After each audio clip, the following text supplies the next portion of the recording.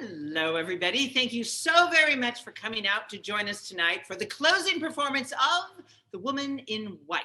My name is Jen Grimes, and it has been my great privilege, honor, and pleasure to direct this fabulous group of young actors, to work with our awesome technical crew, and as always, to work with the amazing Hannah Ozarin, our brilliant theater arts technical director. So as many of you know, our school has very comprehensive COVID safety protocols in place. And we're very proud that we have managed to bring the show to you live, obeying all those safety protocols and keeping them firmly in place the entire time. So this means that our auditions, rehearsals, technical meetings were all on Zoom. The poster art and all the hand props were beautifully made by our props artisan genius, Francis Dietrich, from home. Two of our actors are distance learners, and they are coming to you tonight from their homes. All the rest of the actors are here on the second floor of San Domenico's upper school building. We first came together, those of us who come to campus, we first came together on October 31st when we had our initial technical rehearsal in the upper floor of the high school building. Every single actor performs solo, that is to say any are allowed to take their mask off when they perform. At all other times, we are wearing our masks, obviously in all common places. Hannah is set up in a big, wide, drafty hallway. I am set up in another wide, drafty hallway. Our on-site crew, Griffin and Anaya, are in another drafty hallway. So we've got the windows open, we've got the doors open, the actors are safe, we're washing our hands, we're using our sanitizer, and we are having a fabulous time bringing this to you. It is indeed possible, extremely possible, to do live art through this medium, and it's been a pleasure to do it. There's some very special people I would like to thank. I would like to thank, first off, Marlena High, our senior, who is making a behind-the-scenes documentary on the making of The Woman in White, technically speaking. She's a very fine young filmmaker. I would like to thank our administration of the school for their incredible support of this project. Thank you so much for your belief in us. The upper school administration, staff, and faculty for not only believing and supporting in us, but vacating the top level of our building every day at 4 for the last 2 weeks, which is actually pretty challenging for a teacher with all their grading and all the work they have to do and meeting with students. So thank you guys. We could not have done this without you being so gracious and generous with the space up here. I would also like to thank Jose Padilla and our fabulous maintenance crew who accommodated our use of the building for the last 2 weeks, and they put off their deep clean of the upper level till after we have left at night. We do sanitize all the spaces after we go, but they always do a deep clean because that's what they do. I would also like to thank Jason Clark and our technology department for their support of Hannah with her technical needs and the loan of the backup iPads, very, very important to us. And the parents of our cast and crew. Without you guys, none of this would be possible. You make innumerable sacrifices. We don't even know what they are, but we know what a lot of them are. It was very hard to accommodate our schedule. I thank you from the bottom of my heart for us and for your fabulous children. I should let you guys know that Act 1 is approximately 1 hour. We have a 15-minute intermission, and Act 2 is approximately 37 minutes. So we hope you enjoy yourselves, and I will now turn you over to the erudite and dynamic St. John Doyle St. Clair, host of SD Mystery Theater. Enjoy the show.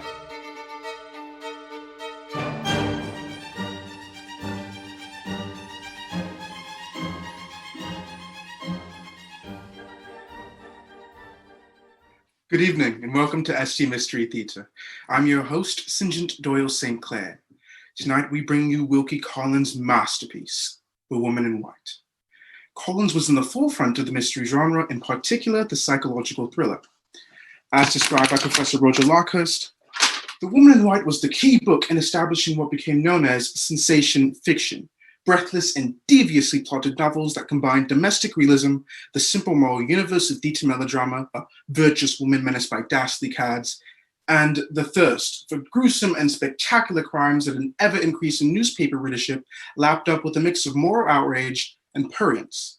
Sensation fiction thus fused the Gothic romance with the realist novel, finding horrors in not some fantastical medieval castle, but behind the doors of apparently normal suburban, semi-detached houses where secrets festered and multiplied.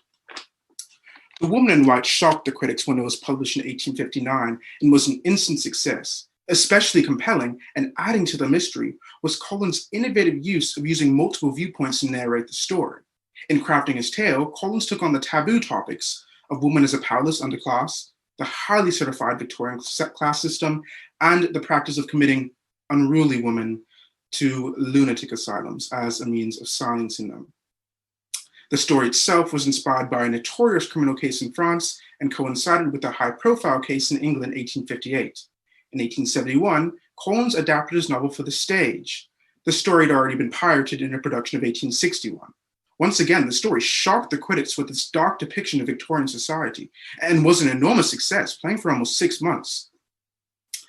The story has been inspired to be multiple books, movies, and including one musical by Andrew Lloyd Webber. Tonight's production was adapted from Wilkie Collins' play strip of 1871 by Jennifer Grimes for SD Mystery Theatre. The characters in The Woman in White became genre prototypes.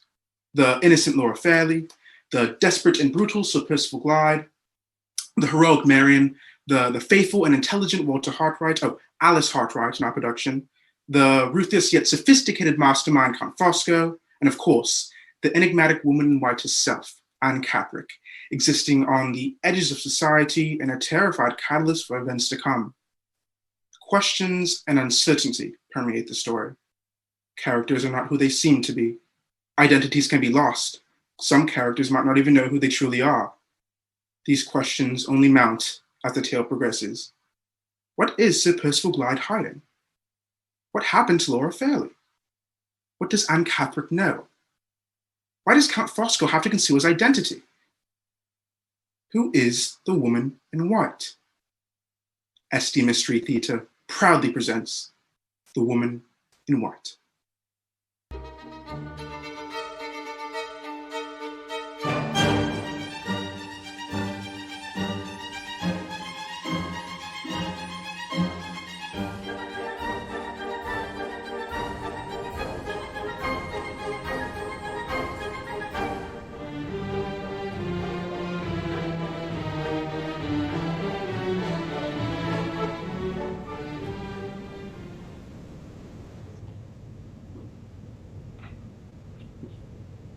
It's that simpleton doing it. Anne! Anne Catherick! You know my name? I know yours. Sir Percival Glyde. What are you doing in the churchyard? Thinking of the dead? Suppose you try change and take a walk in the village, think of the living. I have no friends among the living. My only friend is in heaven. This is the book that she gave me. Dear Mrs. Fairley. Mrs. Fairley? The late Mrs. Fairley of Limerick House? Yes, Limerick House, Cumberland. You knew her? Why could Mrs. Fairley have picked up you? Oh, Cumberland, Shirley. Mrs. Fairley didn't always live in the north. She once lived here in Hampshire, in the time when her husband, the captain, was alive, in the time when I was a little girl. I was only 9 years old then. I'm not happy at home now, and I wasn't happy then. Miss Fairley made up for it all. She pitied me, she taught me, she let me play with her little daughter. Very, very interesting. But shouldn't you be home now? It's quite late. Mrs. Fairley used to dress me all in white, just as her own little girl was dressed. I always wear white in remembrance of Mrs. Fairley and her little girl. Why should they call me mad for doing that? Is it mad to be grateful for the only friend I ever had? I should like to visit her grave, sir, in Limerick churchyard. Here. Didn't you say Mrs. Fairley gave you that book? Let's look at it. Isn't it pretty? Oh, it is beautiful. Only your book? Good evening. You beast! Now for it, not a soul to see me. That's what you think.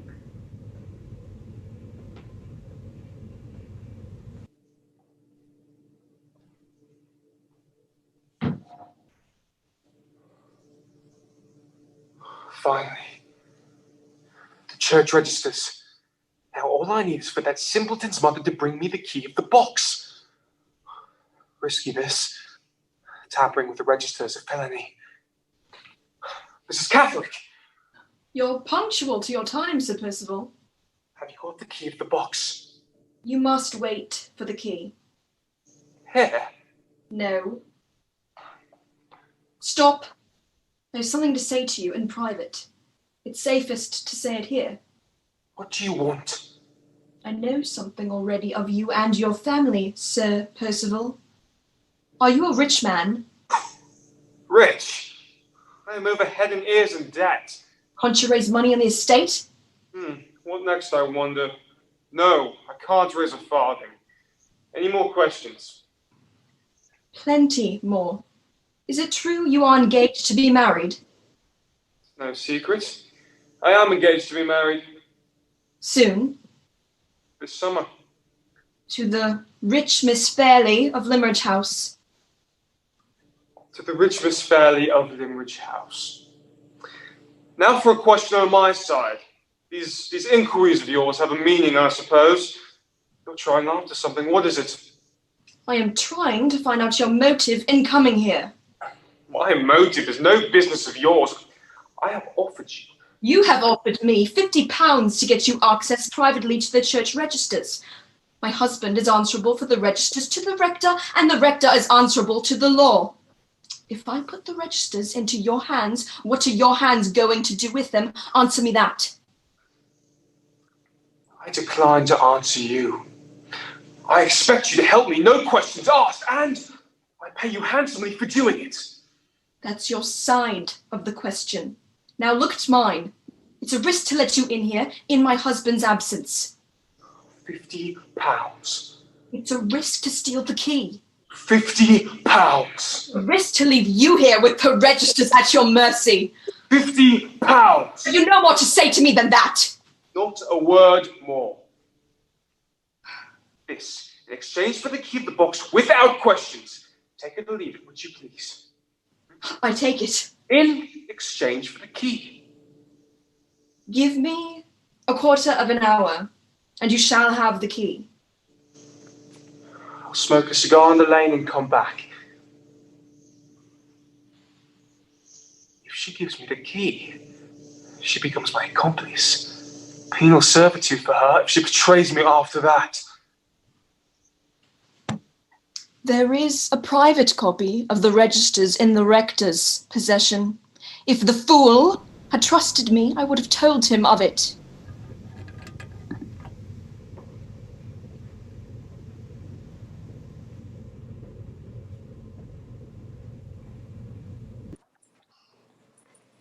Where is this inn, Martina? The other side of England. Nearby, Alice. I promise you. So, would you mind if I did a quick sketch of this old church in the moonlight? You look like you use a rest for a few minutes. Bless my soul. Oh, she asked if I would mind. Here am I, Professore Sobesca, an Italian exile, a professor of languages. I am beaten down with nothing but teach, morning, noon, and night. The doctors say, what the deuce? Too many people for this one little woman. Oh, give her a holiday. Put a knapsack on her back and a stick in her hand and make her walk in the fine fresh air until the vertigoes of her mind have exchanged themselves for blisters on her feet. In a month, she will be well again. There is a sentence pronounced on me, but who insists on being my companion? Why, the same Alice Hartright who asks if I mind if she draws. There, I withdraw the question, but come, Martina, you can't deny you're out of spirits. I don't deny it. My spirits are down in the bottom of my boots. You received 2 letters this morning. Any bad news? Yes. Bad news from my native country. News from your family? No. From my friends in society. Again, another letter from that secret society. Why did you ever join it? Why don't you leave it now? Once a member of that society, Alice, always a member. I joined them years ago, my friend, under provocation, which, had you been me, would have made you join. No, I don't Say know. no more. Go on with your sketch. I fancy there is a better point of view yonder. Shall we move off? Yes. I shall come after you.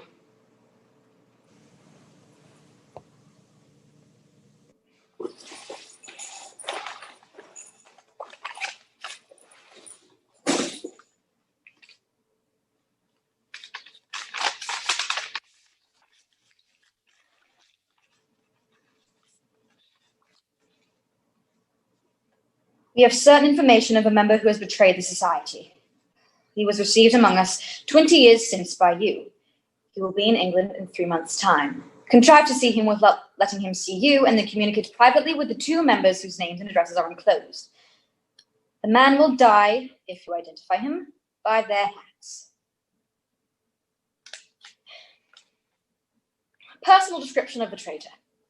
A man in middle 40s, immensely charming, has adopted the airs of a British lord, gaudy in his dress, smooth in his manners, Singularly fond of canary birds.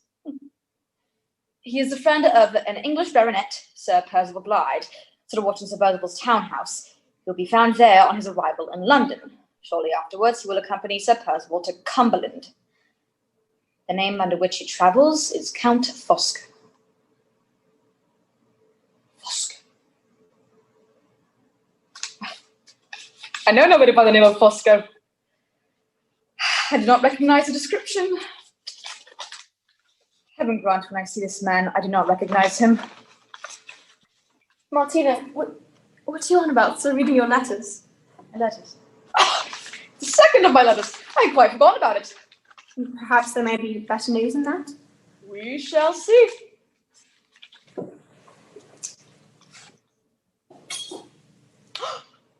Brava! Alice, I've got you employment as a drawing teacher. You have? Yes! I've written right and left among my pupils. Quite a circular letter, my friend. Do you know anybody who needs a drawing teacher? The best drawing teacher in England is at my disposal. And a pupil has written, the employment is found. Oh, and such wonderful employment too. To begin next week to live in a fine country house to teach a young lady to sketch from nature. And a wonderful salary a week offered to you for the whole summer. Go, my friend. Your fortune is made. What is the young lady's name? Miss Fairley. Any other members of the family? Miss Fairley's uncle, who is an invalid, confined to his room, and Miss Fairley's relative and companion, Miss Halcombe. and that is all. When am I wanted? As soon as you can go. You can leave at once. Thank you, Martina, with all my heart. Where am I to go? To Limmeridge House, Cumberland. Cumberland. Delightful. I long to see the mountains and the lakes.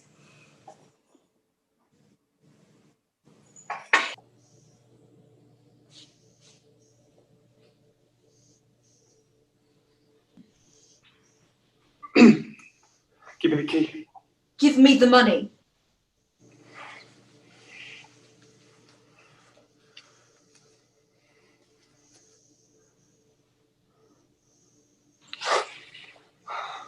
Leave me.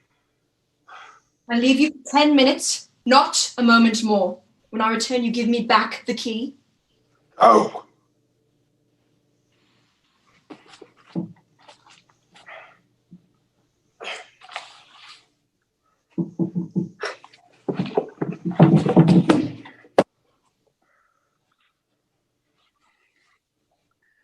Thank God my father told me the truth about my birth before he died.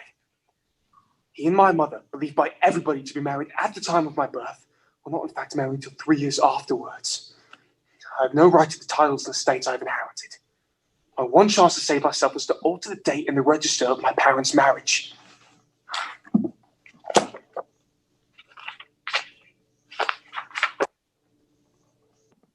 Here it is. As they were secretly married 3 years after I was born. Oh, this must go.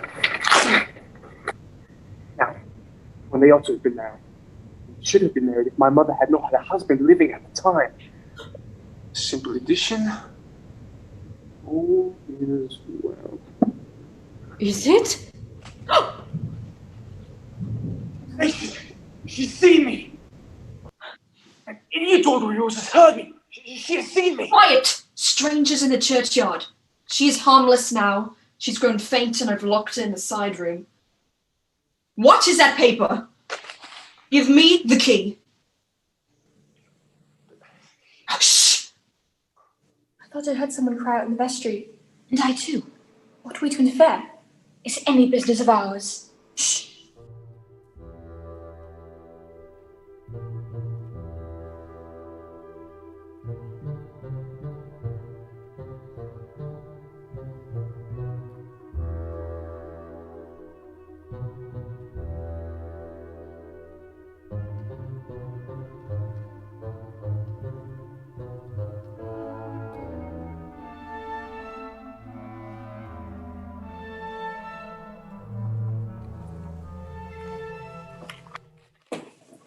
Wait a moment.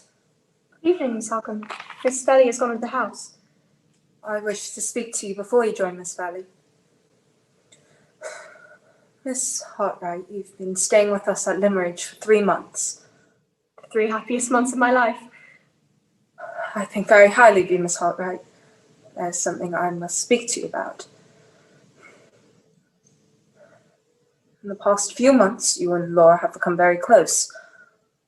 Well, we don't. I don't wish to put you on the defense. You've not behaved badly.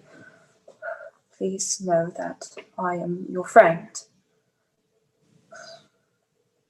Play Mrs. Kindness, Miss Hartright. In such a case as this, you must leave Limmeridge House. I understand, Miss Halcombe. I beg your pardon. I'm not as ungrateful as I seem. I'm not indeed. When must I go? Let me tell you first why you must go. What I have just said to you, I must have said to anyone. You must leave us because Laura's engaged to be married. Engaged to be married? One question before I go. Has she been long engaged? For nearly 2 years. Marriage engagements are not always engagements of love.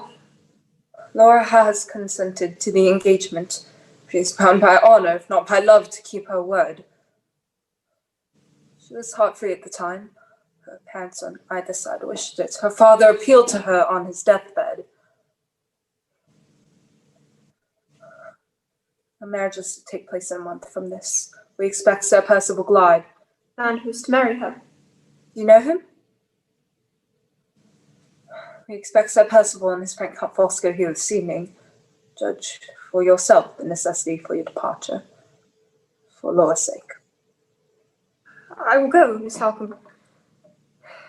How can I excuse my departure to her? She expects me at the house. She'll be surprised, offended. Miss Halcombe, one last word with her. No, for your own sake, I at once leave it to me to find your excuse. Shh. Footsteps outside. She's come back to look for you. Mind. I trust you. Has anything happened, Alice? What is keeping you here? My own reluctance, Miss Valley. Say the hardest of all hard words. Farewell. Farewell? I ought to have told you before this. The truth is, I've been so happy here. You don't mean that you're going away? A message from London. A necessity to which I am obliged, instantly obliged to submit. Tomorrow? Today. At once. So suddenly? Marion, have you heard this?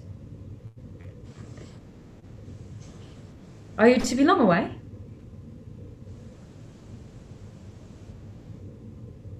Are you not coming back? I'm afraid there is no hope of my coming back. Why? My dear Laura, the evening is drawing on. There's nobody at the house to receive Sir Percival. Say no more. I am very sorry, Alice. Your visit here has been a pleasant visit to me. You said I improved when I finished the sketch today. Would you like to? Thank you, Miss Fairley. For my life long it shall be the treasure that I prize most. A poor treasure, Alice. Only a memorial of happy days that are gone. Those days will never return again, Miss Fairley. But if a time should come, in the devotion of my whole heart and soul, may spare you a moment's sorrow. You try to remember the poor drawing teacher who has taught you.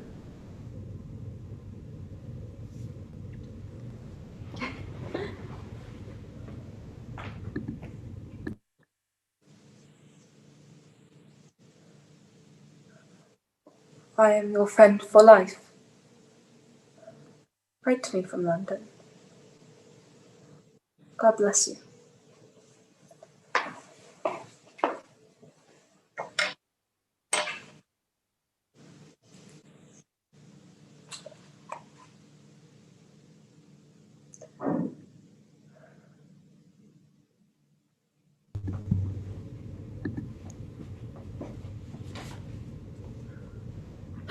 Who are you?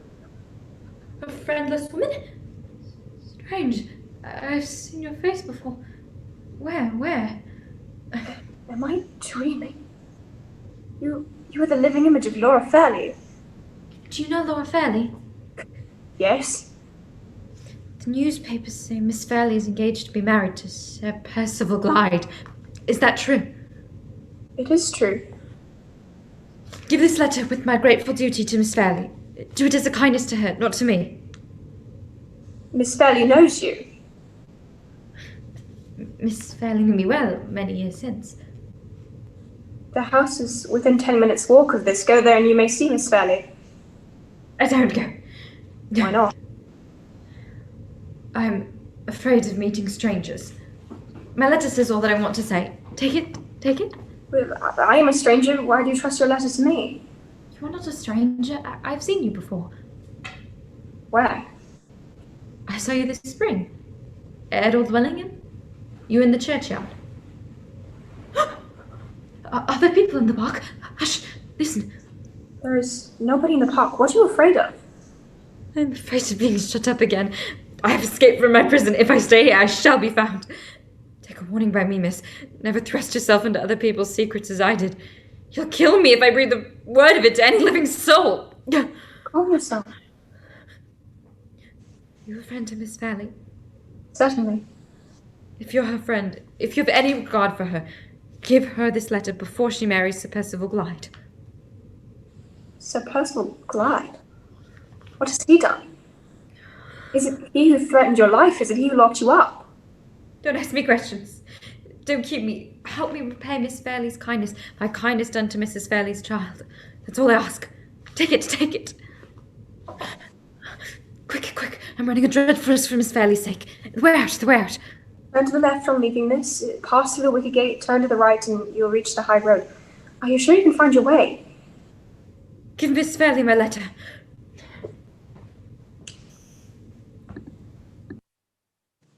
Suppose there really should be an obstacle to the marriage. I'll leave it at the lodge say goodbye. Good evening, miss. Which is the right way, if you please, to Limmeridge House? I asked the question, miss, as an expected guest. I am Count Foster. The friend of Sir Percival Glyde. Exactly. I arrived at the lodge gate with Sir Percival and Madame Fosco, Miss Fairley's aunt. They drove on in the carriage to the house, and I got out, seduced by the beauty of the park, to wander and look about me. Little by little, your modest English twilight steals over the scene. I look round. I am lost. You're on the right road here. Follow the path through the shrubbery and you'll find yourself at the house. 1,000 thanks. And you are going yourself to the house? On the contrary, I'm on my way out of the park. You have a letter in your hand. If it is for the house, may I take it? I won't trouble you. I've waited here too long already. Good evening.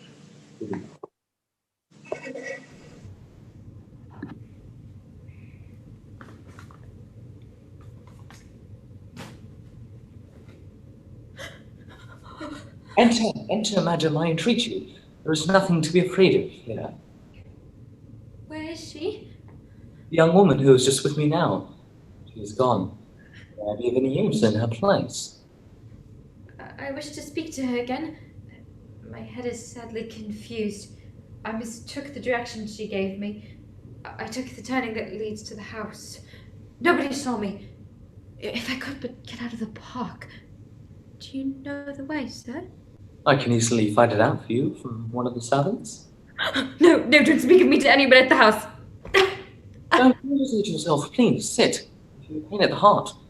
I am something of a doctor myself. You look very ill. I have... Could you tell me, is Sir Percival Clyde at the house? Percival? I believe Sir Percival Clyde has.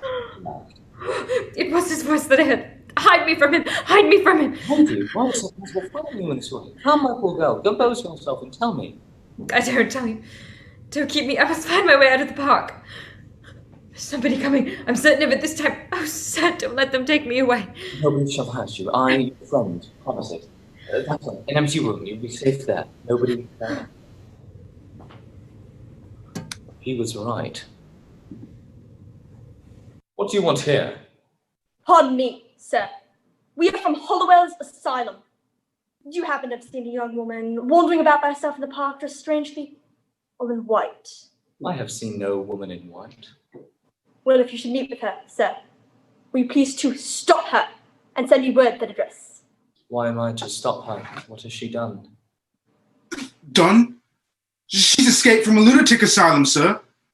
Please to remember, a woman in white, not to be trusted. Good evening, sir. Good evening, sir. Good evening. You escaped from a lunatic asylum. Shudders with terror if Percival's name passes her lips. Plain conclusion, Percival has put her there. And Percival has kept this episode in his life a secret from me. Bad, bad, bad. My friend's interests are my interests. My friend's secrets must be my secrets too. Our prospects depend alike on his marrying Miss Fairley. I clearly must find my way to the confidence of that woman in there, or she could be the ruin of us both. This way, Sir Percival. We were looking at the Swiss summer house first. Sir Percival is coming. Courage. Stay where you are and trust me. Is Fosco, your wife's in a state of distraction at Travis. Where have you been? My dear Percival, I've been losing my way in the park. Nothing more. Permit me, Count, to introduce myself. I'm Marian Halcombe, Miss Fairley's cousin. Welcome to Limmeridge House. You are too good to me, Miss Halcombe. That's more than I can say, Fosco. I am welcomed here by suspicion and mistrust. First, I find a hitch in the marriage settlements, a clause introduced by the family lawyer. Not a halfpenny of my wife's money is to go to me if my wife dies first. I remarked to Miss Halcombe here that it is possible in a matter of this kind to be too hard on a man. And I remarked to Sir Percival that it is not possible to be too hard on a man who marries for money. Well answered, Miss Halcombe. And that's not the worst of it, mind. The next proposal comes to me from Miss Fairley herself. She asked me, with the marriage settlements actually in the house, to release her from the engagement. I put it to you, Fosco, as a member of the family. I have been engaged to your wife's niece for 2 years now, with consent of the parents on both sides. Has Miss Fairley any right to behave this way? My good friend, your tone is deplorable. Moderate it. Moderated? I am deliberately kept in the dark. I am sacrificed, for all I know, to a new fancy for some other man. When I ask Miss Fairley for her reasons, she hangs her head. And Miss Halcombe tells me to my face I have no right to put the question. I deliberately repeat it, Sir Percival. You have no right to force yourself into my cousin's confidence. We're in the slave market at Constantinople. You talk as if Lord Fairley is yours by right of purchase. Do you hear her, Fosco? I recommend you to be silent, Percival. I think Miss Halcombe is quite right. You agree with Miss Halcombe, do you? All right. Get that lump of money you want from somebody else. Don't ask me! Permit me to apologize for Sir Percival's temper. We will adjourn this family discussion, Count. Madame Fosco is really uneasy at your absence. Let me show you the way to the house. My dear Count! Oh, I couldn't resist falling Sir Percival, Miss Helcom. I was so anxious about you. My angel, it is worthwhile to hear that charming confession. Chocolat à la vanille? Have a bonbon. My niece, Laura, was so kind as to go with me. Let me present you, Count, to my niece. That is Miss Fanny. What is there to be surprised at? Nothing.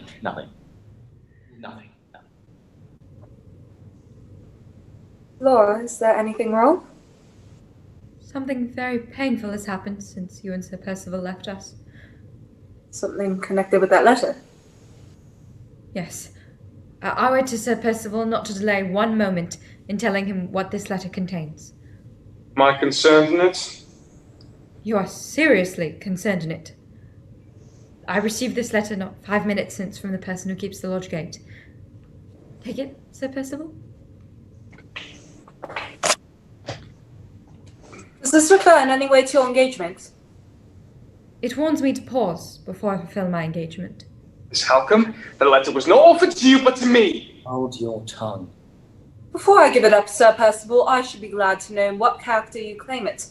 Laura has made an appeal to you to release her from her engagement. Do you ask me for the letter as her affianced husband, or simply as a guest staying in the house? Careful. I asked for it as her affianced husband. In that case, as Laura's relative and friend, I claim it first. Her father is dead. Her uncle is in ill health. She has no one to defend her interests but me. Is the letter signed? Yes. You know the person who's written it? I remember the person from when we were both children. She interested my poor mother. May I read it aloud? Certainly. I'll take no undue advantage to you. I'll read the letter in your presence.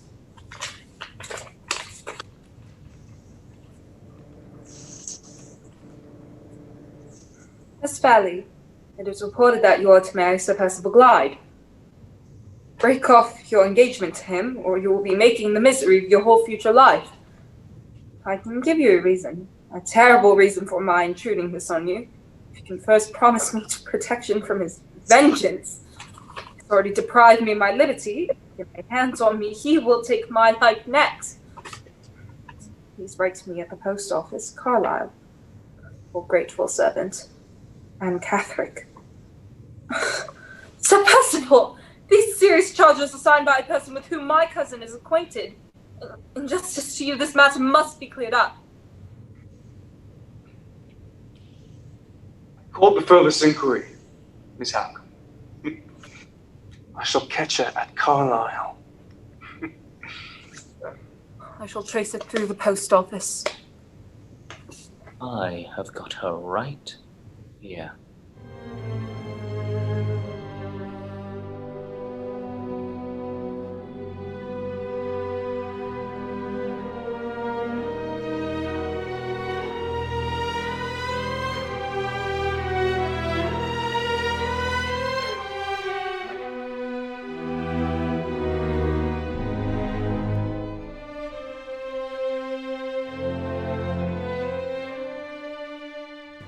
How delightful it is, Marion, to see your face again. I can almost fancy myself back at Limmeridge in the dear old times. Laura, you've only been married a month today. Are you looking back longingly at the old life already? The old life was the happy life. Are you not happy now? Quite happy, my dear, with you. And with your husband? How unbearable the heat is tonight. Why don't you answer my question? The subject is so uninteresting. Will it do if I say I'm resigned to my married life? There's no confidence between my husband and me. He's devoured by anxieties, money anxieties, I suspect, of which I know nothing. Have I answered your question? Shut out of your husband's confidence? Resigned to your married life? Oh, my dear. I had hoped for something better for you than this. Nothing better was to be hoped, Marion. Marion, have you heard from Alice? She's tried to obtain the post of draftsman in some foreign expedition and has failed. She's asked for my help in her obtaining some other form of employment out of England. I can tell you no more.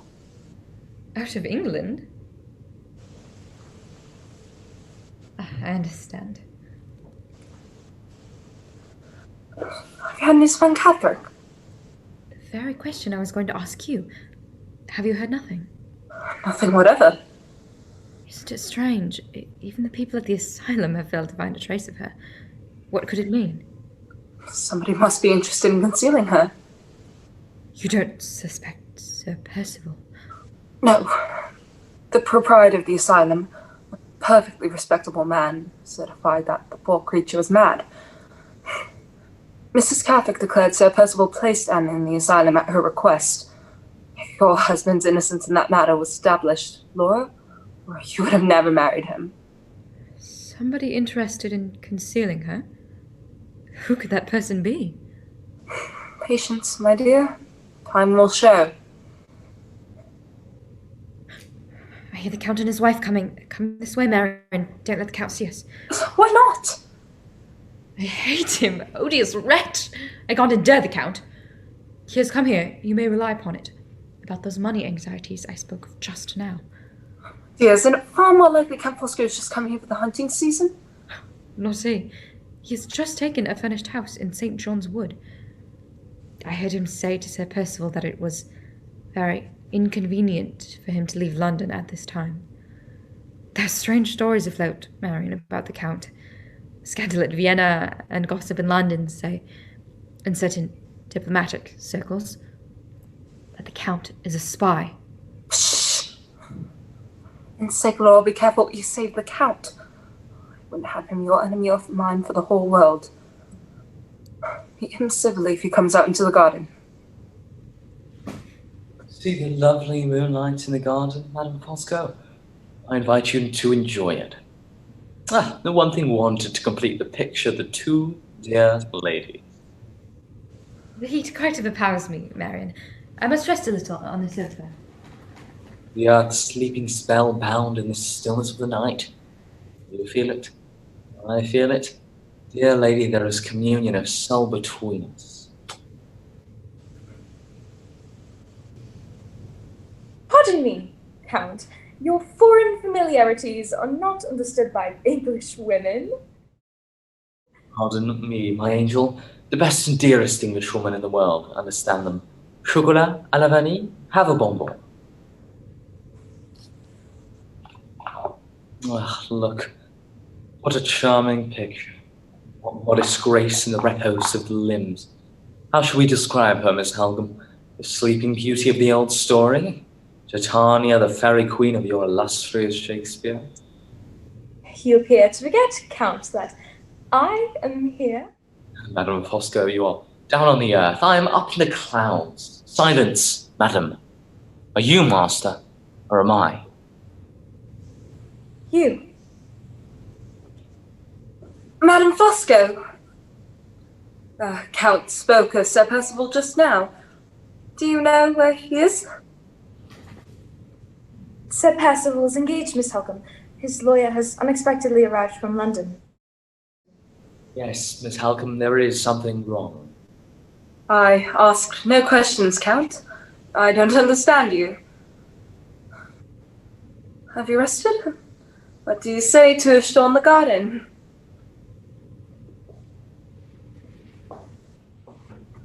Am I pardoned, Count? For the future, respect me in my moments of exaltation. In those moments I forget my anxieties. I breathe freely once more. Can I not help you? I have been of some use to you in the past. Remember when we were alone with Anne Catherick in the summer house at Limmeridge? I helped you tempt her into revealing Sir Percival's secret. I hid her from discovery from Sir Percival and Miss Halcombe, who were both looking for her. Are you still anxious about Anne? I've no fear about Anne. She is in hands that I can trust. She is safely hidden away in London. My anxieties are all centered in this house. I see clouds rising on the domestic horizon. I see a coming collision of interests between Miss Halcombe and me. What do you mean? Fosco, where are you? You hear that voice? Percival shall tell you what I mean. Here, in the garden. There's no time, Fosco, for preparing my wife's mind. She must sign this tonight. The lawyer needs the money before the end of the week. Can I see the lawyer? He's just gone. He was obliged to get back to London tonight. The deed, signed a witness, must follow him first thing tomorrow. Where is Lady Glyde? Lady Glyde is walking in the garden with Miss Halcombe. Shall I go and find her? Well, I should be much obliged to you if you will. How much money is it? £6,000. 5,000 for my pressing debts and 1,000 as a loan to you. Ain't I the best friend you've had in your life? Now, tell me one thing. What does Lady Glyde do in signing that paper? She authorises her trustees to sell out £6,000 of her money. I need 2 witnesses. You shall be one, and I shall ask Miss Halcombe to be the other. Miss Halcombe? No, anyway, Lady Glyde would have Miss Halcombe to advise her. She won't have anything of the sort. I shan't allow either of them to read what's written here. I shall give them the folded deed to sign, and that will be the end of it. How cursedly hot it is. Come in the house and have a cool drink. I will wait for you here. My dear Percival, as the English say, you see no further than your nose. Count, you told me just now that you felt no anxiety of Anne Catherick. Well? Well, she has done what I always feared she would do. She has discovered that Laura is married to Sir Percival Glyde. She has escaped from those hands that you were so sure of, and, well, she has found her way here. Are you out of your mind? Not 5 minutes since I surprised her in close conversation with Laura and Miss Halcombe in the garden. Maledizione. Did they meet by appointment? No, Anne Catherick had ventured into the grounds on the chance of seeing them. What did you do when you discovered them? I stepped behind a tree. Admirable woman. Did Anne mention my name? She mentioned both our names. She expressed surprise at our having left her to discover the marriage by chance. Did she express distrust as well as surprise? No, the favourable impression we have produced on her still maintains its hold in her mind, but her one idea, so far, is serving the interests of Laura. What did she say? Repeat her own words, if you can. She said, "If you are living in misery with the villain you have married, I only have to say the word, and the law will take him." We are on the brink of disaster. Who spoke next? Miss Halcombe, of course. What did she say? She said it was not safe to prolong the conversation at the time in that place. She asked for Anne Catherick's address. And Anne gave it? At a neighbouring farmhouse called Todd's Corner. She described the people as old friends of hers, and Miss Halcombe promised to see her tomorrow. And on that they parted. I must get the start on Miss Halcombe. See, a note written in Miss Halcombe's name. She has changed her mind. She makes an appointment with Anne tonight, there in the shrubbery at 11 o'clock. I must secure her before she does more mischief. Stop. Does Anne still dress in white? She wears a brown cloak over her white dress, with the hood to pull over her face. Good. She'll not be noticed on her way here. Direct my note to Anne Catherick and send a servant with it to Todd's Corner. There were 2 difficulties to meet in this matter of Anne. To keep her from discovering the marriage and to keep her from taking Miss Halcombe into her confidence. Fools to let her escape.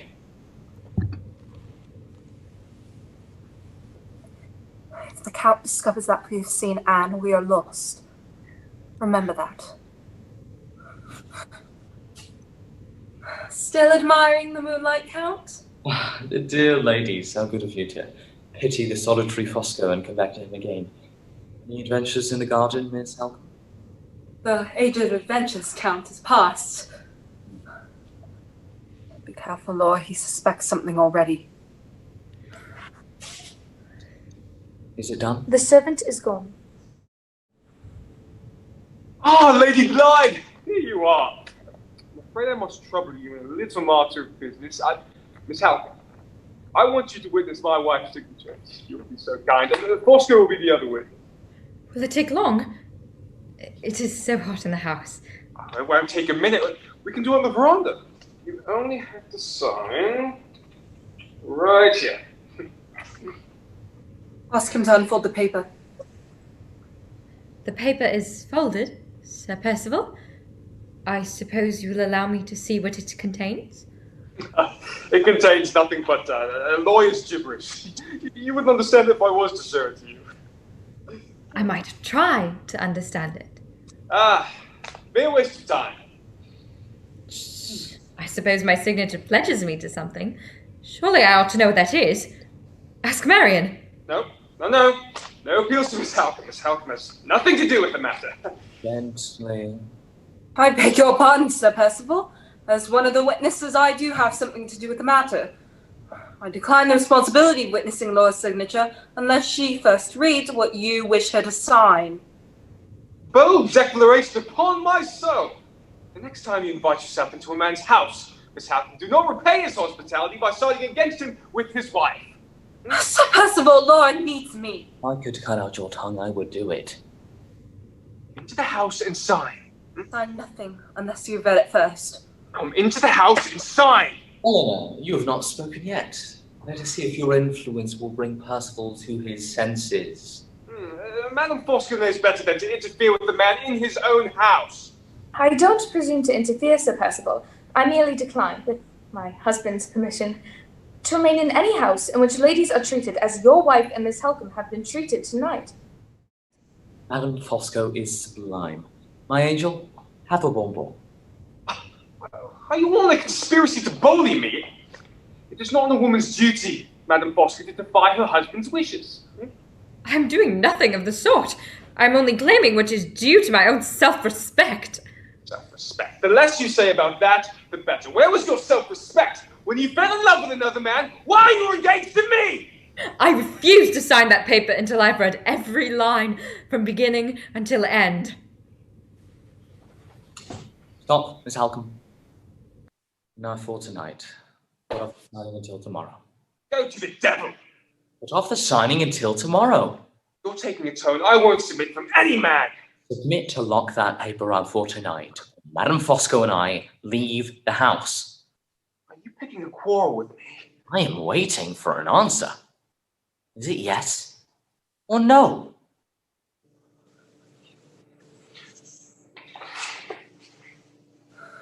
Percival shall not behave tomorrow, Miss Halcombe, as he has behaved tonight. Be kind enough to give my compliments to Lady Clyde.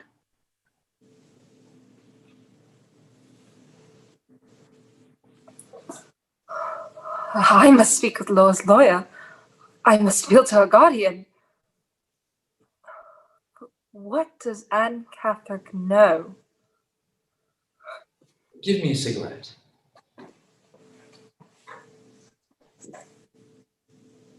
Miss Halcombe's room is next to yours, is it not?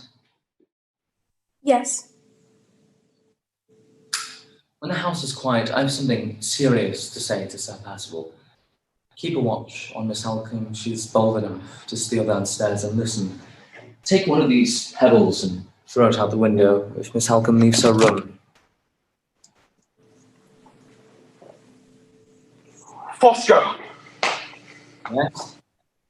I expect an explanation of your conduct tonight. You shall have your explanation. When? In a minute or two.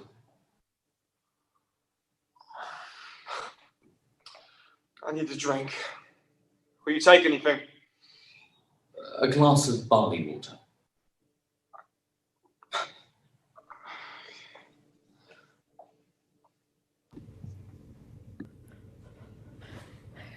What are you going to do? Before I leave you tonight, before I leave you tomorrow, I'm going to discover all I can tonight. Must you go? The one chance for us is for me to see your lawyer at once and to take Anne Catherick with me to London. We'll get away tomorrow before the servants are up. I have dreadful presentiments, Marion. Run no risks. Never fear. The Count and Sir Percival will be making plans. If they go outside, I think I can hear them from here. If not, I shall go into the study and listen from there. I'll go back to your room. You mustn't think we are discussing anything.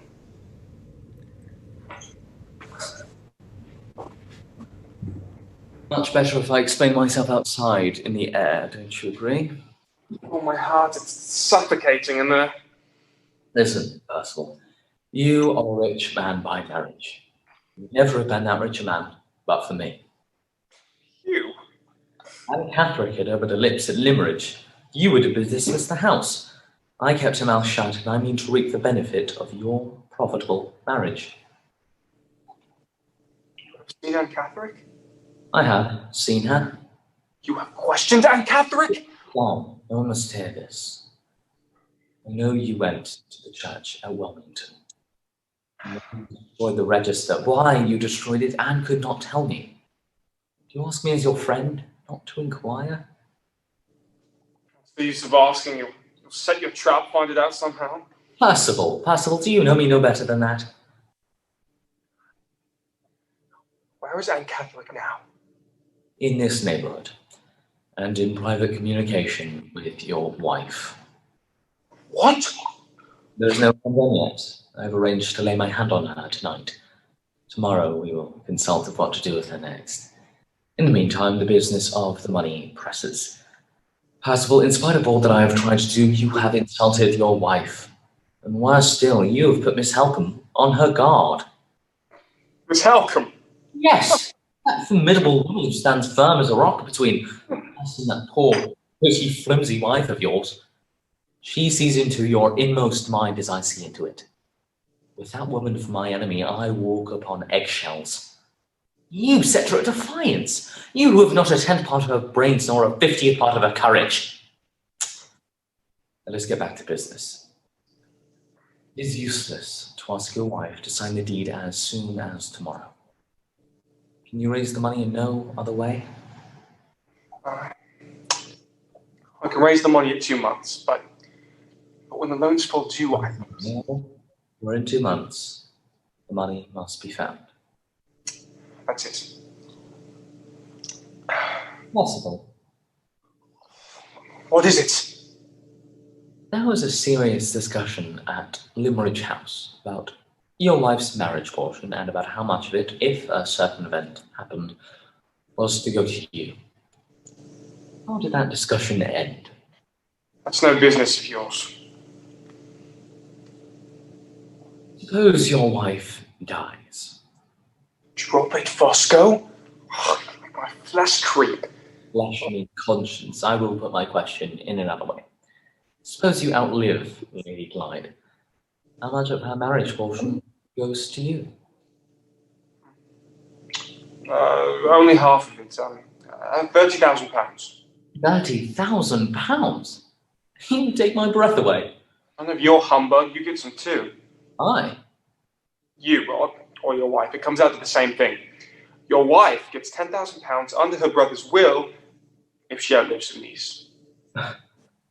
I'm quite easy about our money matters then. We have 2 months to turn ourselves round in. Give yourself time to make your peace with Lady Clyde and raise the money on the bills. How is the money to be paid? In one of 2 ways. If your wife lives, you pay with her signature. If your wife dies, you pay with her death. What was that? Something has fallen from the veranda. Is your position towards your wife quite plain to you now? No more of that, Fosco. I won't have it. Come back to the other subject. I'm uneasy about Anne Catherick. You seem confident enough about laying your hand on her. How do you mean to do it? You shall hear. Just give me a moment for my class again.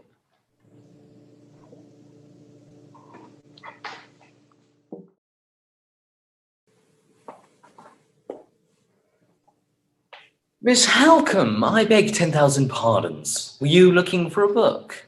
Miss Halcombe, what is the meaning of all this? I was unaware, Sir Percival, that your library was close to ladies. I won't trouble you for the book count. Fosco, Yes? she's heard us. She has heard nothing important. I'm not so sure of that. Where is she now? I should go upstairs and make sure she's in her own room. Do as you like.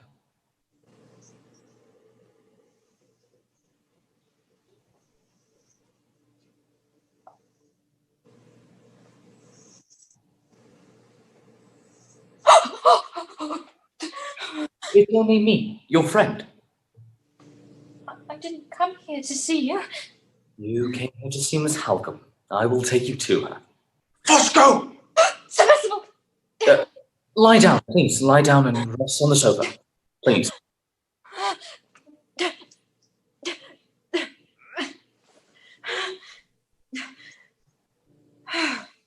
Fosco! Right. Listen to me. I know how we can rid ourselves of our money and troubles without any uncomfortable inquiries. How? How's it to be done? You will only succeed, my dear Percival, if you follow my instructions to the letter.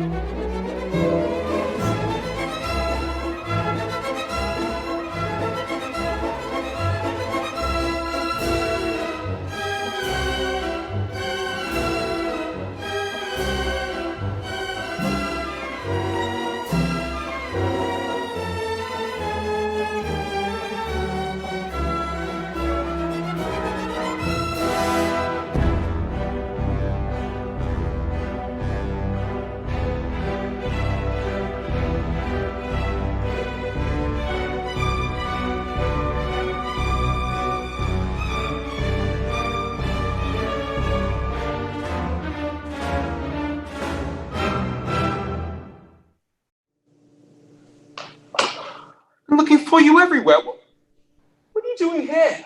I'm admiring the superb family portraits. Such a time as this? Yes, I don't have this risk that we're going to run, perpetually haunting my thoughts. Salcombe would be on us at any moment. What's the next move? Last night, what happened? Anne Catherick passed the night in Madame Fosco's room. And this morning, what has happened? While the people at Todd's Corner are searching for their lost lodger, and Madame Fosco is making her inquiry, and Miss Halcombe is making her inquiries on her side. What has Madame Fosco done? Well, Madame Fosco has slipped off to London with Anne Catherick. There is the history of events so far. Have you seen Lady Clyde this morning? Yes, and started another quarrel with her, as you told me to, but if Miss Halcombe hears of it, There is Miss Halcombe with your wife. If anything is said about Anne Catherick, leave it to me. Percival! I've just discovered that the scene of last night has been repeated this morning. This must not and shall not go on. Exactly what I say. I tell you plainly, I shall appeal to law's guardian. Exactly what I've done. You? I, as a member of the family by marriage, I've written to Mr. Fairley to beg him to interfere. It was impossible, Miss Halcombe, to consult with you first. The servants had said you went for a walk this morning? Anywhere near Todd's Corner? I have no motives for concealment, Count. I've been to Todd's Corner to inquire for Anne. She's gone. She is safe. Percival has sent her back to the asylum. Under Madame Fosco's care, Count? What have you said to Mr. Fairley? I've asked him to exert his influence in the interest of peace. While the matter is in progress, I propose, with Basil's free consent, that you take a little trip to Limmeridge House. Oh, I shall be so glad to do that. Don't commit yourself. You are not angry with me for what I have done?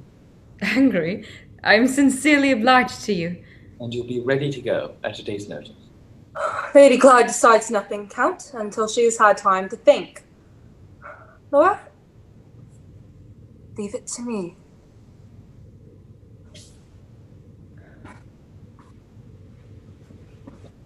I have done it. Your wife will help us to get Miss Halcombe out of the house. I don't understand. Foggy-minded. A man I can trust follows my letter to Cumberland tonight. Tomorrow he will telegraph to Miss Halcombe in Mr. Fairley's name to invite her to Limmeridge, to explain matters to him before he interferes between man and wife. Miss Halcombe is unwilling to leave. Lady Glyde will force her to go. Neat, is it not? How nice. What next? Miss Halcombe cannot possibly discover the trick that has been played on her and come back here before midnight on the 4th of the month. Go on. By midnight on the 4th, everything will be taken care of. Fini. How do you manage that? One thing at a time. Before I follow Madame Fosco to London, you must have your instructions of what to do here in my absence. Can't trust your memory. Here are your instructions in writing. Read it out loud. What's this?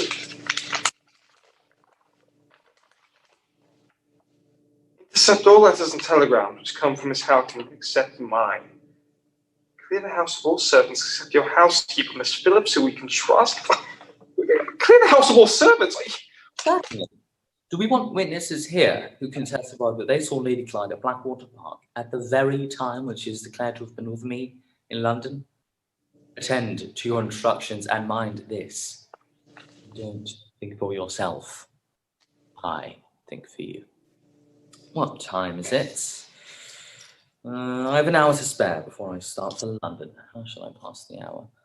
There is nobody in the music room. I shall go to the piano and sing and play.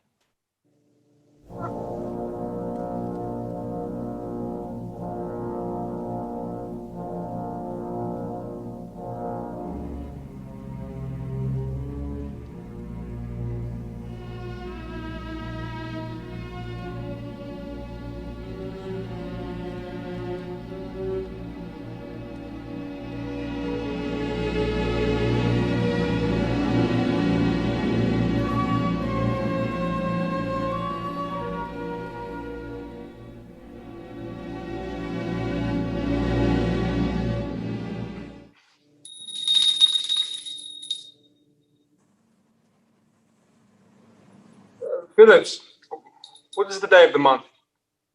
The 4th, Sir Percival. 3 days since Fosco left me. Are you still watching for telegrams to Lady Glyde? Yes, Sir Percival. Go.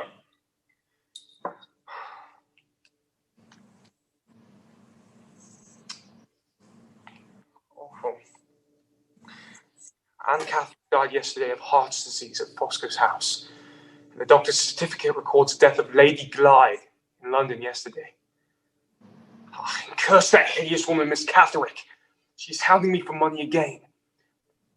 If she should turn against me, A telegram, Sir Percival, for my lady. Have you dismissed the messenger? Yes, Sir Percival. Did anybody see him but you? Nobody, Sir Percival. Go.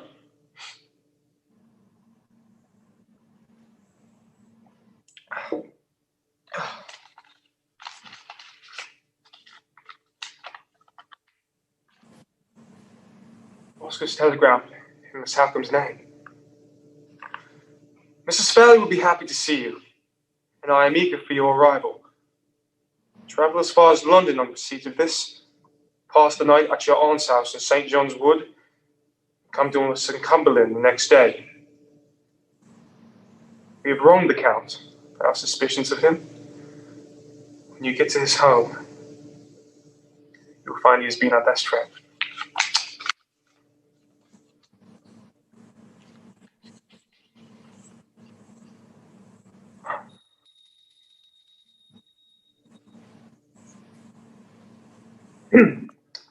Take this, Lady Glyde.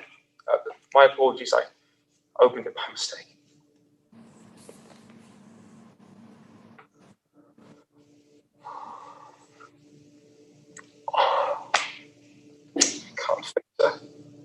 Wait. Fosco wants the intercepted letters and telegrams.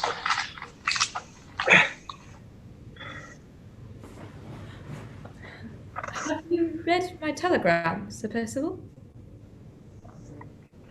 No. There it is. It's no secret. It's from Marion. I'm to go to Limmeridge and to leave for London today. Have you any objection? None. I'm to stay at my aunt's and go on the next day. I wish you would read it. There's a sentence in it about Count Fosco. I don't want to hear about Count Fosco!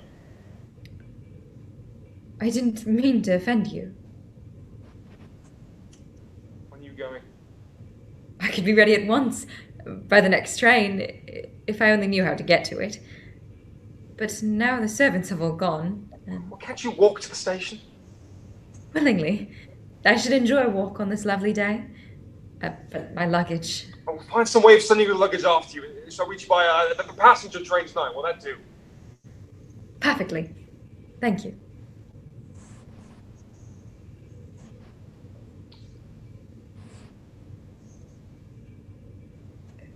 We have not lived together happily, Percival. Let us part on friendly terms, and let us meet again with more forbearance on both sides. Will you say that you forgive me as sincerely as I forgive you?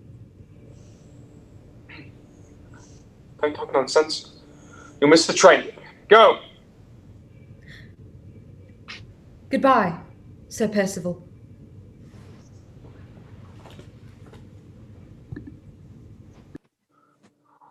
My God.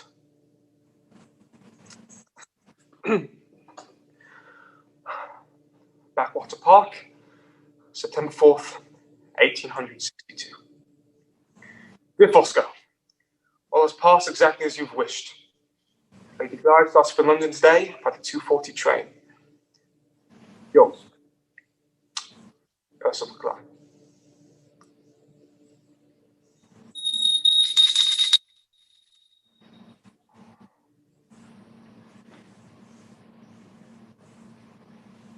Phillips!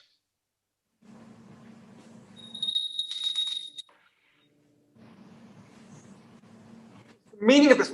Where the devil is Phillips? Hello! Hello! Hey! Yes, you! You're the miller's boy, are you not? Here, take this into the village and put it in the post. Here.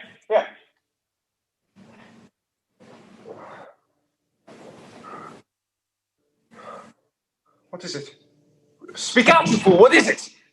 The farm manager was at the magistrate's on business, sir. He heard your name mentioned and... My name mentioned? How? Sworn information, Sir Percival. Nobody knows what it's about. The magistrate met with the woman in his private room. What woman? Mrs. Catherick. Mrs. Catherick! There's a warrant out for your arrest, Sir Percival. The farm manager was only ahead of them by 5 minutes. The night boat from Southampton will take me to France. I can't trust the railways. My horse is my only chance. Is the coast clear on that side of the house? Yes. The police! Keep them at the door. A 5-minute start is all I need.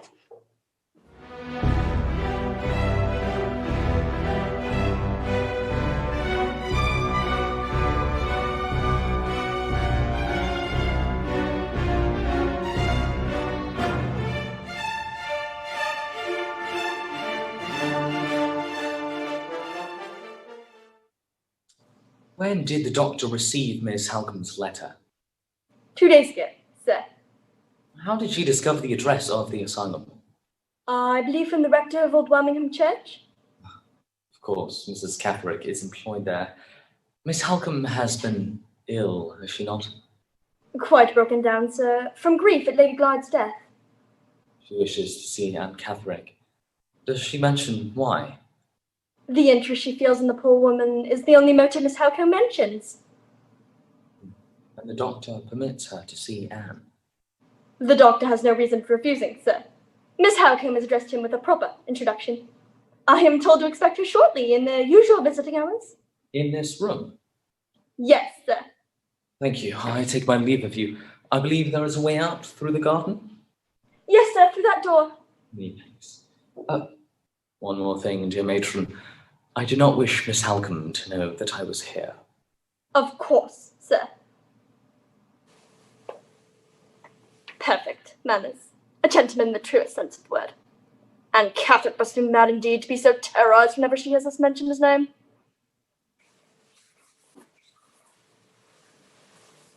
Yes. I wish to see a patient here, named Anne Catherick. Will you give me your name, ma'am? Marian Halcombe. The doctor's engaged just now, ma'am. As soon as he's at liberty, he shall know you are here. Will you please take a seat?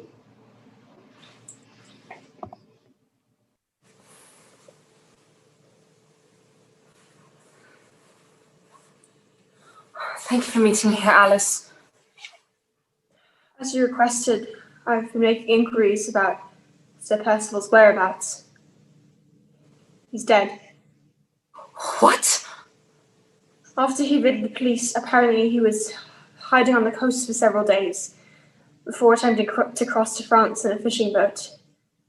The wreck of the vessel was discovered yesterday, and one of the drowned bodies has been identified as the body of Sir Percival Clyde. One of them has escaped me. One of them. Two men who are guilty of Laura's death. I can't bring to a day of reckoning. Sir Percival was one of the two. What? I know Laura was murdered. Laura had died with her vile husband's knowledge and consent by Count Fosco's hand. Now I was separated from Laura by a false message which took me to Cumberland. Yes. When I got back to Blackwater Park, the house was deserted. I searched the rooms to see for myself that Laura was gone after I had telegraphed her, warning her to await my return. I knew that Laura's death would put thousands of pounds into the needy hands of Sir Percival and the Count. I went to speak to Laura's lawyer, Miss Corral, and insisted on her instantly sending to the Count's house. That's when we found out that Laura had died under that man's roof. I left her at Blackwater on the 2nd of the month in perfect health. I was informed the next day that she had died of heart disease in Count Fosco's house. Oh my God. Vengeance! That innocent blood cries out for vengeance. Help me to expose this murder. How can I help you? Why do you bring me here? I bring you here in sheer despair of not knowing what else to do. And Catherick may have seen something, may have heard something, which will put the clue into our hands.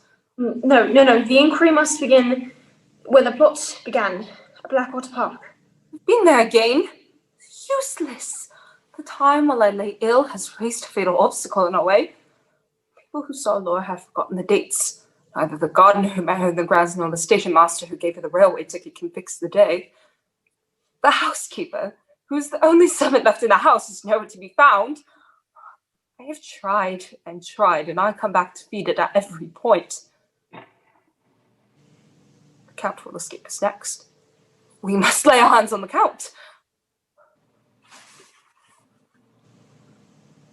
Please wait outside, Alice. I wish to speak to Anne alone first. Of course.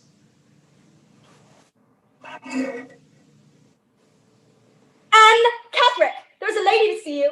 Anne Catherick, go into the room. Catherick, go into the room!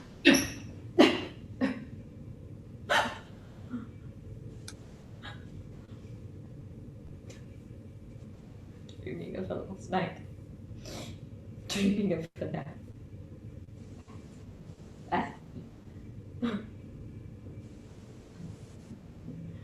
Anne Catherick?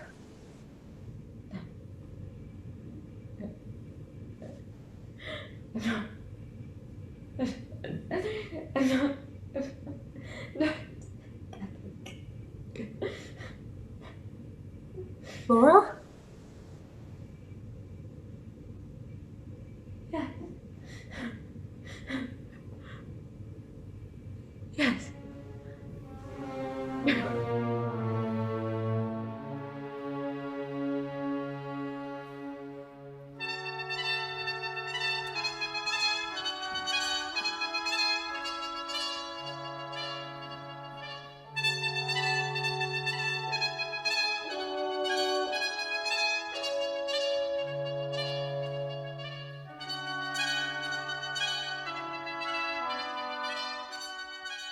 Do you expect me to be patient?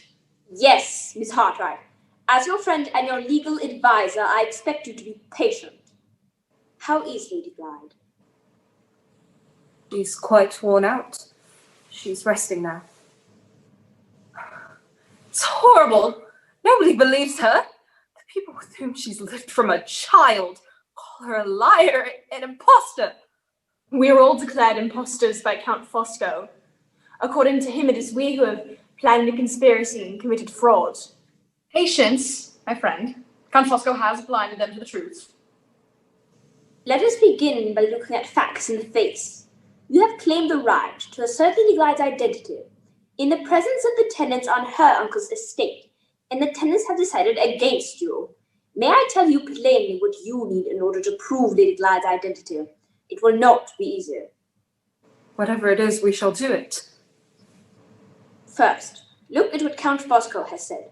He points to the certificate of death, evidence. He points to the old nurse from Liverage who came to London to perform the last office, and who recognized the body, evidence. He points to the proprietor of the asylum, a man of high character, who identifies his former patient, evidence. You declare that the witnesses are deceived by the likeliness between two women. You assert that it is not Lady Glyde, but Anne Catherine who lies buried in the Liverage churchyard. What proof do you produce in support of this assertion? Your belief, nothing more. What proof can I produce? Produce evidence which does not depend on your assertions. Produce evidence which absolutely proves that Lady Glyde was alive in Hampshire after the day the doctor declares her to have died in London. Get proof of that, proof in person or proof in writing, and you will win your case. I will get it. How? How indeed? On my experience goes to show me. Miss Halcombe, Miss Hartright, the struggle, as I told you from the first, is a hopeless one. Give it up. Never. Never. May you both succeed. I can't say no more.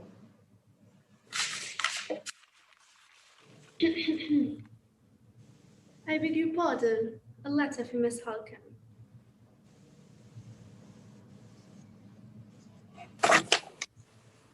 Thank you. Thank you.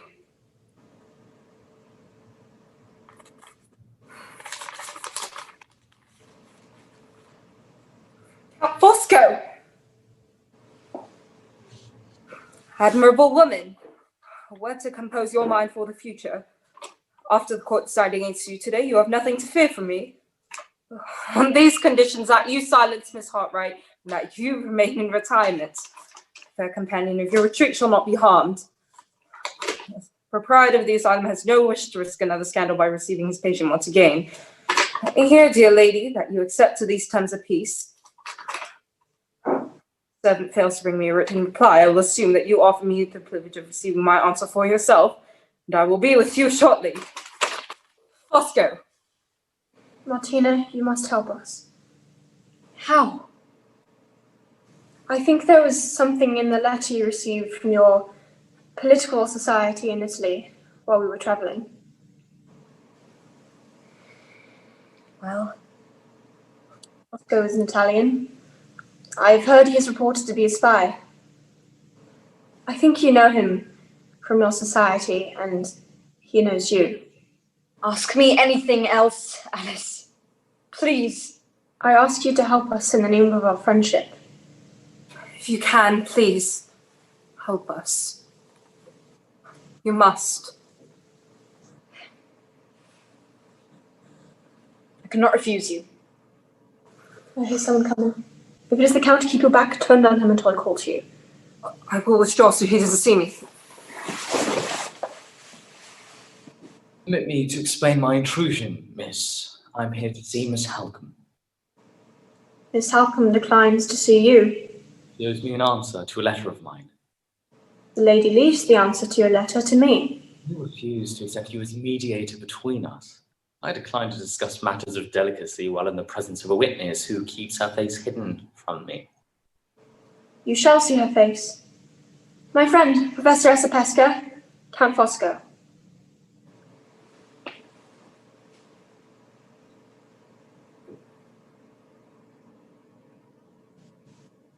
contain my refusal to deal with you.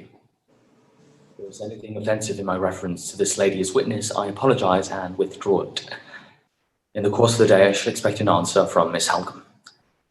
Outright, Professor Sapeskia.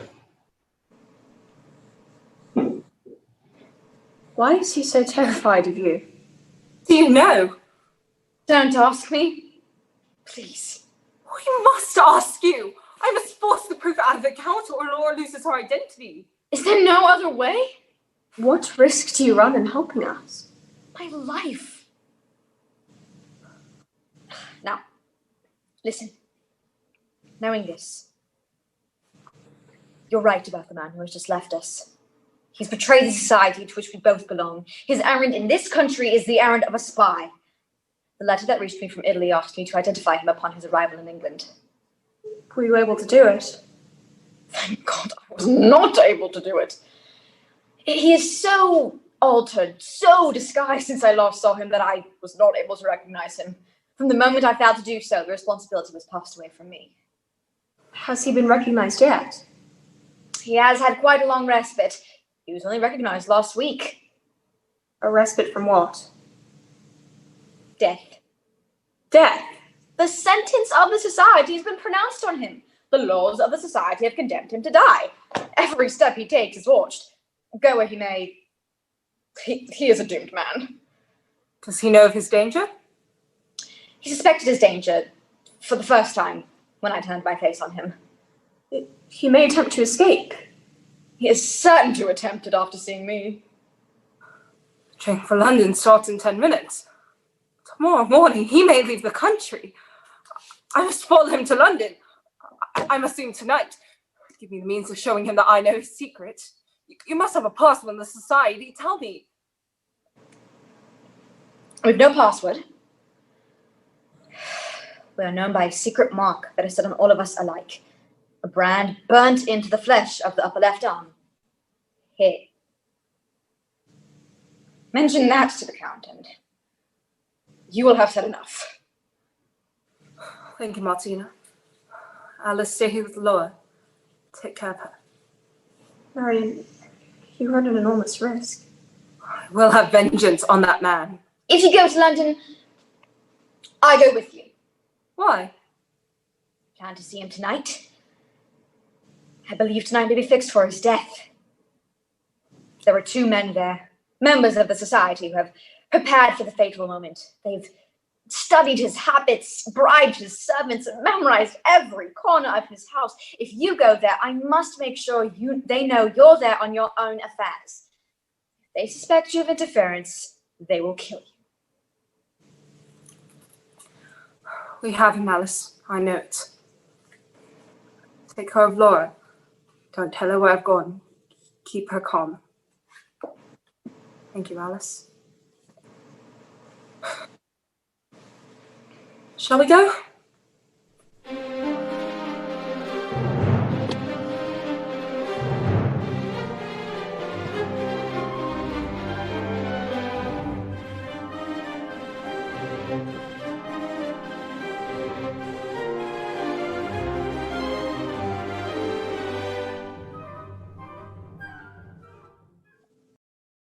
When does the passport office open tomorrow morning?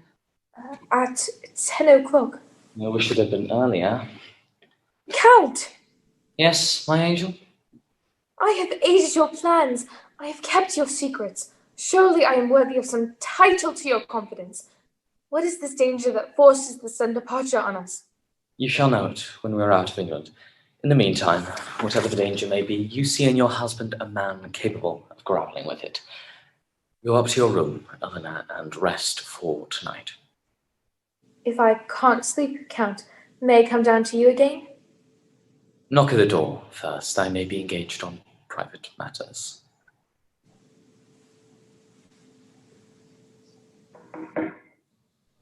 Come. A Miss Halcombe to see you, sir? Show her in. Yes, sir.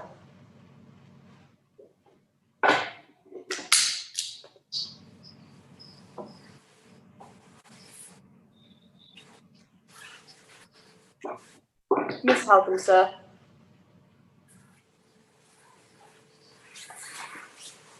You wish to see me, Miss Halcombe. I wish to speak to you before you take your journey.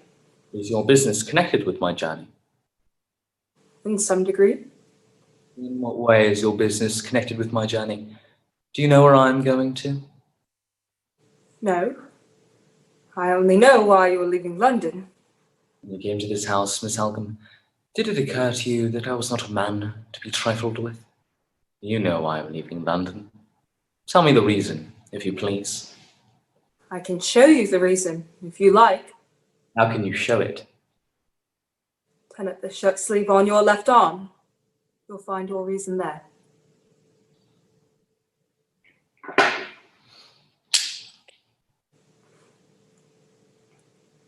You see my hands are empty. You see I don't move.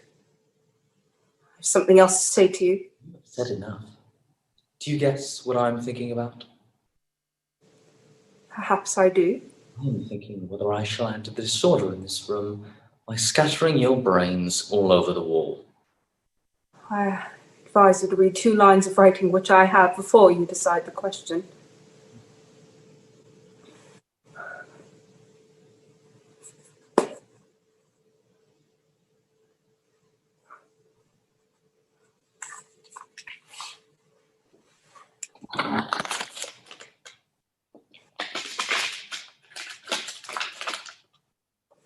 Your letter is received. If I don't hear from you before the time you set, I will break the seal and read it. What does your sealed letter tell the person who has written this? My letter tells that person that I failed in the purpose which has brought me here tonight, and that I have died by your hand. That person has the means of making you pay for my life with yours. If you use that pistol, my letter will be opened and those means will be employed before you can leave England tomorrow. Are you answered? I am answered.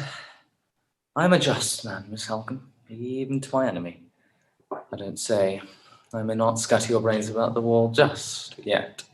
I only acknowledge they are much cleverer brains than I once thought them. Take a seat, come to the point. You want something from me. I want something from you before I leave this house. On conditions? On no conditions. My dear, we are travelling in a circle. Those clever brains of yours are in danger again. Realize your position and state plainly what you demand of me. Is it money? It is not money. You've been guilty of an infamous conspiracy. The object of it, so far as your own personal interests are concerned, is the gain of £10,000. Keep your gain.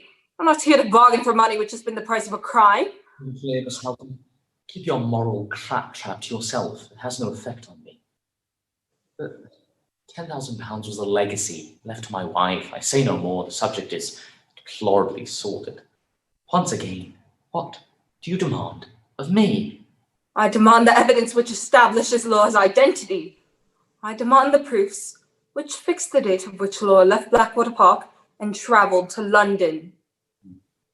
You can lay your finger, I see, in a weak place. Anything more? Nothing more. Good. You have stated your position, I will state mine. Since I obtained my triumph over you at Cumberland this morning, circumstances have led me to alter my plans. I am about to leave England, never to return to it again. In this position, I have no consequences to fear for myself by placing the evidence of Lady Glyde's identity in your hands. I offer you the proofs you want on one condition. Name it. You make no use of the documents I place in your hands until Madame Fosco and I have left England. Do you agree? Yes.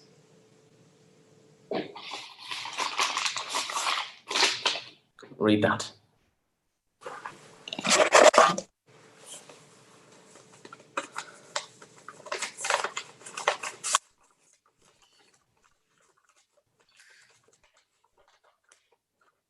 Blackwater Park, September 4th, 1862. Dear Fosco, all has passed exactly as you wished. Lady Glyde starts for London today by the 2:40 train. Yours, Percival Glyde. The medical certificate declares Lady Glyde died on the 3rd. Here is her husband's letter, dated the 4th and signed by his name. The proof. The present address of the housekeeper who saw her alive at Blackwood on the morning of the 4th. A witness in support of the evidence of the letter.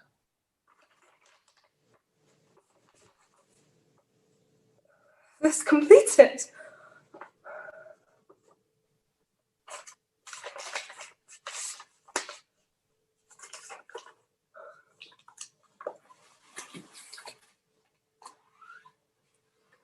One question, Count. Who was Anne Catherick? She was Laura's half-sister. Her parents were Laura's father and Mrs. Catherick. You're on your journey home, Miss Halcombe. Take care of yourself.